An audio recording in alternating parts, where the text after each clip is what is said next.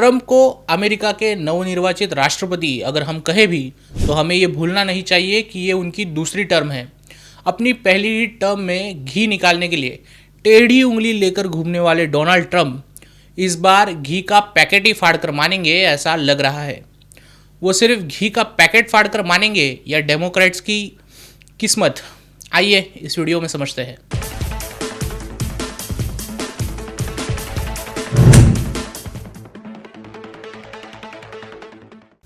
नमस्कार, न्यूज़ डंका के बात पते की इस संस्करण में आप सभी का स्वागत है।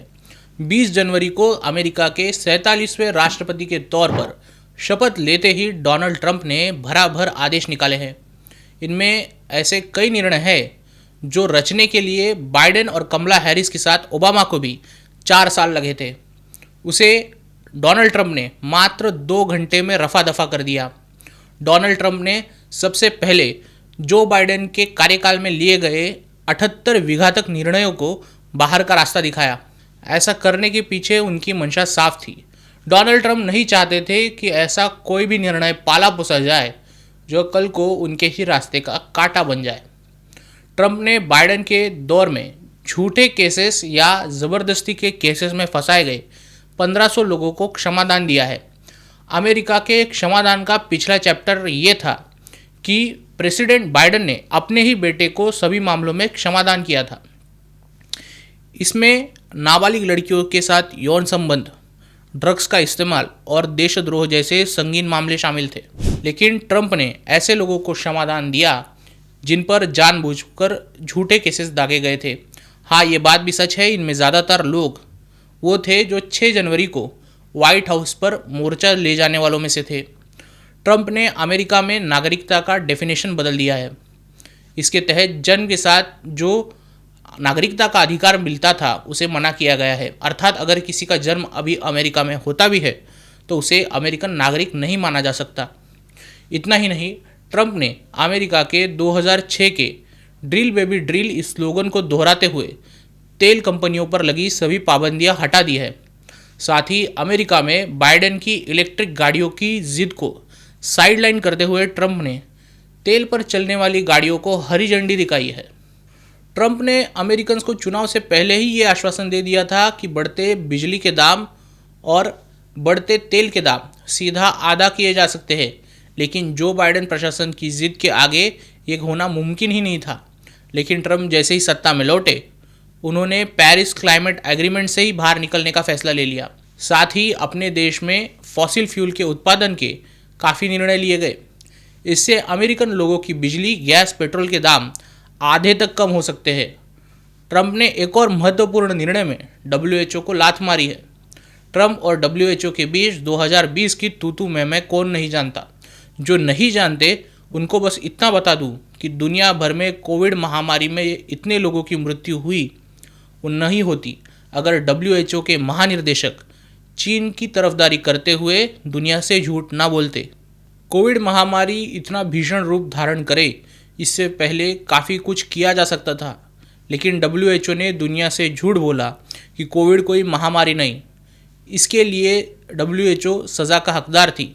ट्रंप ने उन्हें अपना बोरिया बिस्तर उठाने के लिए कहा था, लेकिन तब तक ट्रंप चुनाव हार गए और WHO को बाइडेन ने और भी ज़्यादा ताकत दी। मानो ट्रंप का विरोध करने के लिए उन्हें इनाम दिया गया था। लेकिन ट्रंप ने आते ही WHO को जो दर्द दिया है उससे WHO जल्दी उभर ही नहीं पाएगा। WHO का सबसे बड़ा दानी सदस्य अमेरिका अब उनका सदस्य नहीं रहा। अब वो करोड़ों डॉलर्स नहीं देगा। अमेरिकी चुनाव के सबसे बड़े मुद्दों में एक मुद्दा है अवैध अप्रवासियों का, जिस पर डायरेक्ट एक्शन का निर्णय लेते हुए ट्रंप ने अमेरिका के दक्षिणी राज्यों में राष्ट्रीय इमरजेंसी घोषित की है। इस निर्णय के तहत अमेरिका से अवैध घुसपैठों को देश से बाहर निकाला जाएगा। इनमें बड़ी बात यह है कि अमेरिका इन घुसपैठों को खींचकर बाहर फेंकने के लिए करीब 10 अरब अमेरिकी डॉलर्स खर्च करेगा। ट्रंप के कुछ निर्णय ऐसे हैं कि अगर उन्हें समझाने की कोशिश भी करें तो घंटों निकल जाएंगे। ऐसे ही एक फैसला है ड्रग्स कार्टेल को आतंकवादी घोषित करने का। दोस्तों, अमेरिका में नशीली दवाओं की समस्या बहुत गंभीर है। सरकारी रिपोर्ट के अनुसार 2021 में 1,06,000 से ज़्यादा अमेरिकन्स ड्रग ओवरडोज से मरे। इनमें फेंटेनाइल और ओपियाइड से सेवन करने वाले सबसे ज़्यादा थे। अमेरिका में नशे के सेवन से लाखों लोग प्रभावित होते हैं, जिससे स्वास्थ्य सेवा, कानून प्रवर्तन और सामाजिक व्यवस्था पर सबसे ज़्यादा दबाव पड़ता है। वहीं ट्रंप ने कहा सरकार के 1 लाख के आंकड़े झूठे हैं।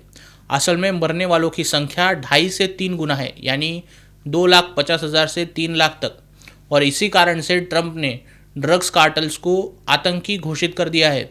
पिछले 4 सालों में डाइवर्सिटी, इक्विटी और इंक्लूसिविटी के नाम पर LGBTQ का जो ड्रामा बाइडेन प्रशासन ने प्रमोट किया था, उसे एक ही झटके में खारिज करते हुए ट्रंप ने अमेरिका में पुरुष और स्त्री इन 2 ही जेंडर्स को मान्यता दी है।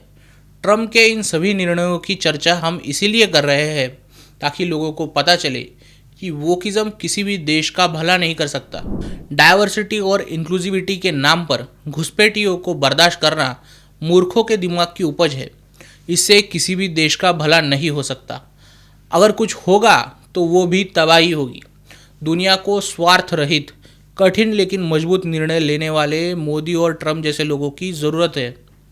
फिलहाल हमें भी बांग्लादेशी रोहिंग्याओं को भगाने के लिए ऐसे ही सख्त कदम उठाने होंगे।